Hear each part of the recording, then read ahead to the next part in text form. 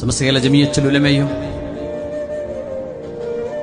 അതിലെ പണ്ഡിത മഹത്തുക്കളും അതോടൊപ്പം തന്നെ ഈ ഉമ്മത്തിന് രാഷ്ട്രീയവും സാമൂഹികവുമായ ദിശാബോധം നൽകുന്ന പാണക്കാട് കുടുംബവും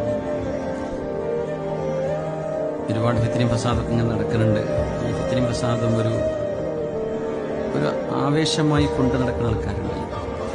ഞാൻ പറയട്ടെ, ഒരു നിഅമത്ത് നഷ്ടപ്പെട്ടു പോകുമ്പോഴേ അതിന്റെ വിലയറിയും.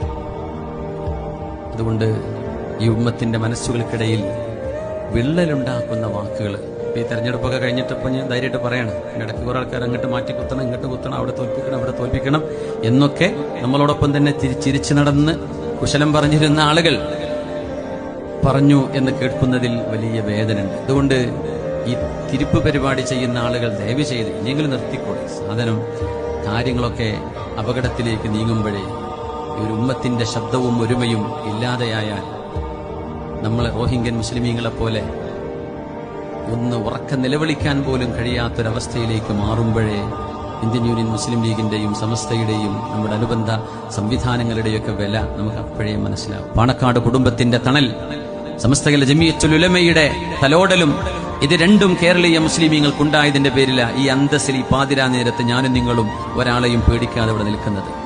നമുക്കൊരു രാഷ്ട്രീയ അസ്തിത്വമുണ്ട്, നമുക്കൊരു സ്വത്വമുണ്ട്, നമുക്ക് ഒരു ഇസ്സത്തുണ്ട്. ആ ഇസ്സത്തിന് അല്ലാഹു തന്ന ചില മതിൽ